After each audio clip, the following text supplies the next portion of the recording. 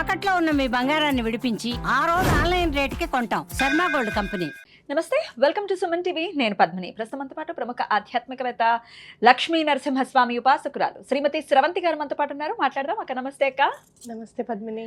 అక్క, భోజ్పత్ర, ఈ భోజ్పత్ర వైశిష్ట్యం గురించి ఎంతో కొంత అవగాహన ఉంది. కాకపోతే భోజ్పత్రకు ఉన్నటువంటి అంత ఆ బ్యూటిఫుల్ క్వాలిటీ ఏంటి అంటే, ఆర్థిక పరమైనటువంటి ఇబ్బందుల్ని అధిగమించడానికి భోజ్పత్ర చాలా బాగా యూజ్ అవుతుంది అని మీరు కూడా చెప్పిన సందర్భం ఉంది.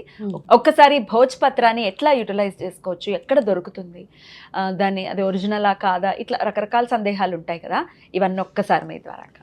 తప్పకుండా చెప్తాను పద్మిని. ప్రకృతిలో మనకి లభించేది ఏదైనా కూడా చాలా రోజులు పాడవ్వకుండా అలానే ఉంది అంటే దానిలో దైవికమైన శక్తి తప్పకుండా ఇమిడి ఉంది అని మనం అర్థం చేసుకోవాలి. నువ్వు చూస్తే కనుక ఇప్పుడు రోజు చూసావు అనుకో, చిన్నప్పుడు బుక్స్ మధ్యలో పెట్టుకునే వాళ్ళం, గుర్తుందా నీకు? అలానే ఉండిపోతుంది, కుళ్ళిపోవడం అట్లాంటిది ఏం జరగదు. అంటే రోజులో ఏదో దైవికమైన శక్తి తప్పకుండా ఇమిడి ఉంది అని మనం గుర్తుపెట్టుకోవాలి. అట్లాగే మీకు బిర్యానీ ఆకు, అది కూడా అంతే. తేజ్పత్తా, అది కూడా అంతే. ఎండిపోయిన తర్వాత కూడా సువాసన వెదజల్లుతుంది ఖచ్చితంగా అని మనం చెప్పుకోవచ్చు. అట్లా మీకు చాలా రోజులు పాడవకుండా ఉండేవి, వాటి సుగంధాన్ని అస్సలు కోల్పోనివన్నీ కూడా శుక్రుడు పరిపాలిస్తాడు. అండ్ శుక్రుడు ఎంత పవర్ఫుల్ ప్లానెట్ అనేది మనకు అర్థమైన విషయం, తెలిసిన విషయం.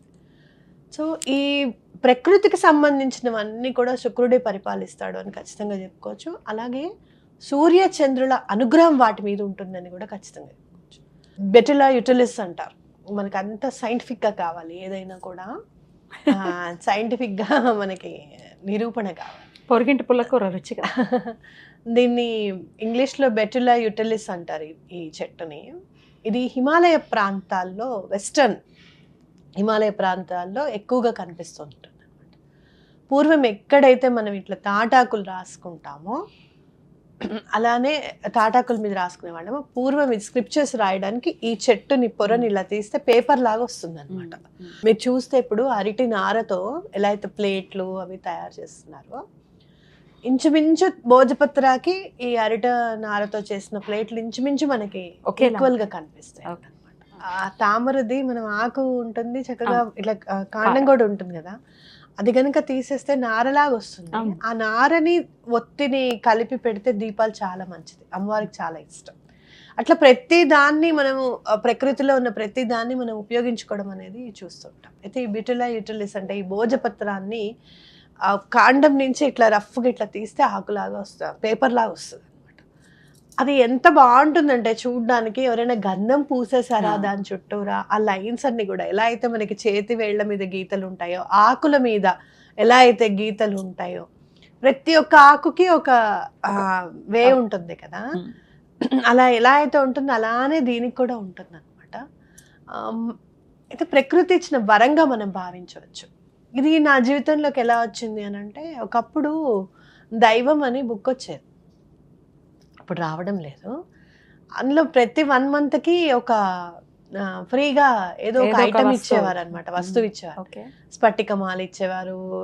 ఆ దానికోసమే అందరు వెయిట్ చేస్తూ ఉండేవాళ్ళు అనమాట. ఒక్కొక్కసారి ఏకాక్షి నారికేళ్ళం ఇచ్చేవారు, ఒక్కొక్కసారి ముత్యం ఇచ్చారు, అట్లా చాలా ఇచ్చేవాళ్ళు. వైజయంతి మాల ఇట్లాంటివన్నీ ఇచ్చేవాళ్ళు అనమాట. అందులో నాకు లభించింది భోజ్పత్ర. ఈ భోజ్పత్రాన్ని మీరు పర్స్లో పెట్టుకోండి, మీకు మంచి జరుగుతుంది అని చెప్పినప్పుడు నేను అది నమ్మి పెట్టుకున్నాను.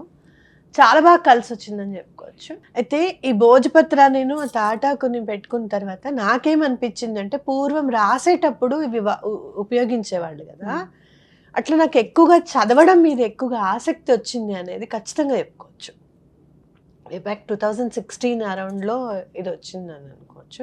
అప్పటి నుంచి నేను ఎక్కువగా బుక్స్ చదవడము, ఈ మేనిఫెస్టేషన్స్ గురించి తెలుసుకోవడము, చేయడము, ప్రకృతికి దగ్గర అవ్వడము అనేది జరిగింది అనమాట. సో మీకు ఎప్పుడైనా కానీ పూజా సామాగ్రి షాప్లో భోజపత్ర దొరుకుతుంది. ఇది వరకు కొంచెం తక్కువకు దొరికేది, ఇప్పుడు కాస్త ఒక 100 రూపీస్ 70 రూపీస్ ఉంది. ఓకే, తీసుకొని మీరు బ్యాగ్లో పెట్టుకోండి, ఒక కవర్లో పెట్టేసి పెట్టుకోండి.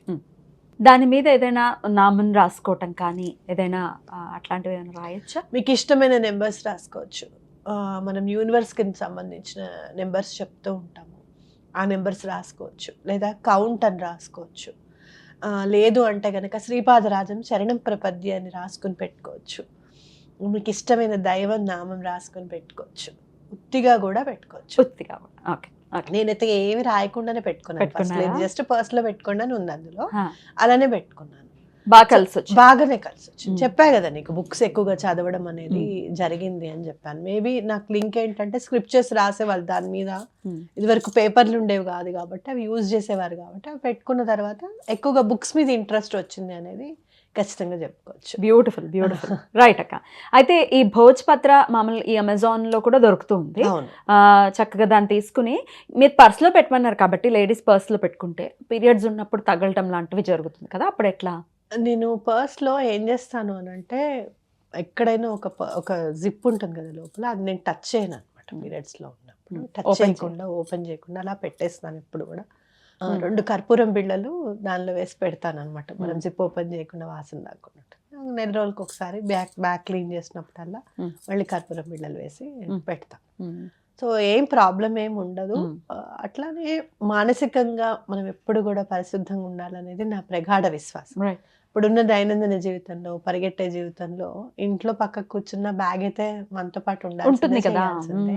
ఎగ్జాక్ట్లీ. కాబట్టి మీకు ఇంకా ఏమైనా అట్లా అనిపిస్తే గనక ఆ టైంలో మీరు పక్కకు కూర్చునే వాళ్ళైతే గనక తీసి పక్కకు పెట్టండి అని చెప్పి తర్వాత మళ్ళీ మీరు వచ్చిన తర్వాత మళ్ళీ దాంట్లో పెట్టుకోవడం అనేది ఇంకా చాలా మంచిది. రైట్. లేదు అంటే గనక దాని జోలికి వెళ్ళకుండా ఆ బ్యాగ్ ఒక అరలో. అక్కడ ఆ ప్లేస్ ముట్టుకోకుండా ఉంచుకోవడం అనేది బెటర్.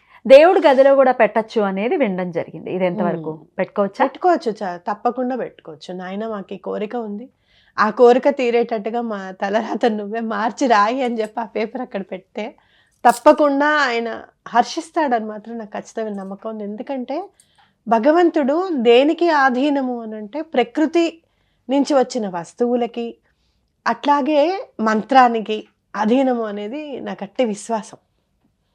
ఆ మంత్రం కూడా ఎలా వస్తుంది పద్మిని? గాలి శబ్దం వల్లే కదా వస్తుంది. గాలి is one of the element కదా. ఈ 5 ఎలిమెంట్స్ ను ఉపయోగించుకునే కదా ప్రకృతి నుంచి ఉన్న వస్తువులన్నీ కూడా అమరేది. కాబట్టి ఆయన పంచభూతాలకి ఆయన అంటే ఇష్టం కాబట్టి, ఆయనకి పంచభూతాలు అంటే ఆయనకి ఇష్టం కాబట్టి తప్పకుండా ప్రకృతి ఇచ్చిన వాటిని సమర్పించి నాయన ఇది ఇక్కడ పెడుతున్నాను, ఈ పని అయ్యేటట్టు చూడు అని గనక చెప్తే తప్పకుండా పని అవుతుందని నమ్మకం. అందుకనే ఈ పళ్ళు, పువ్వులు, ఆకులు, తమలపాకులు, కర్పూరం, సింధూరం, పసుపు ఇవన్నీ కూడా ప్రకృతి నుంచి వచ్చినవే ఆయనకి సమర్పిస్తున్నాం మనం అనేది ఖచ్చితంగా మనం నమ్మాలి. అలాగే గంధం అనే కదా. సో ఖచ్చితంగా అవుతుంది. దేవుడి దగ్గర పెడితే ఖచ్చితంగా పని అవుతుంది. ఒక 3-4 తీసుకుని చక్కగా ఒకటి పర్సులోనో ఒకటి దేవుడి గదిలోనో అలా పెట్టుకోవచ్చు. చాలా బ్యూటిఫుల్ గా ఎక్స్ప్లెయిన్ చేశారక్క. మరి భోజ్పత్రకి సంబంధించి ఇంకేమైనా సందేహాలు ఉంటే గనక ఖచ్చితంగా కమెంట్ సెక్షన్ లో రాయండి, వాటిని అడ్రస్ చేస్తాం. తప్పకుండా భోజ్పత్రంతో మీకు ఏ సమస్య ఉంటే ఈ సమస్య ఉందండి, దీనికి ఇది ఎలా ఉపయోగించుకోవాలి అని చెప్పి అడగండి. తప్పకుండా నేను మీకు క్లియర్ గా ఎక్స్ప్లెయిన్ చేస్తాను, వివరంగా ఎక్స్ప్లెయిన్ చేస్తాం. భార్యాభర్తల సమస్య కావచ్చు, అప్పులు కావచ్చు, కోర్టు సమస్యలు, ఆరోగ్య సమస్యలు కావచ్చు, ఏవైనా సరే నేను అడ్రస్ చేస్తాను. రాసుకోవాలి ఏంటనేది తప్పకుండా చెప్దాం. రైట్. కమెంట్ సెక్షన్ లో మాత్రం మాకు ఖచ్చితంగా తెలియజేయండి, వాటిని చూసి మేము అడ్రస్ చేస్తాం. రైట్ అక్క, చాలా బ్యూటిఫుల్ గా ఎక్స్ప్లెయిన్ చేశారక్క. కృతజ్ఞతలు. నమస్తే అక్క. నమస్తే.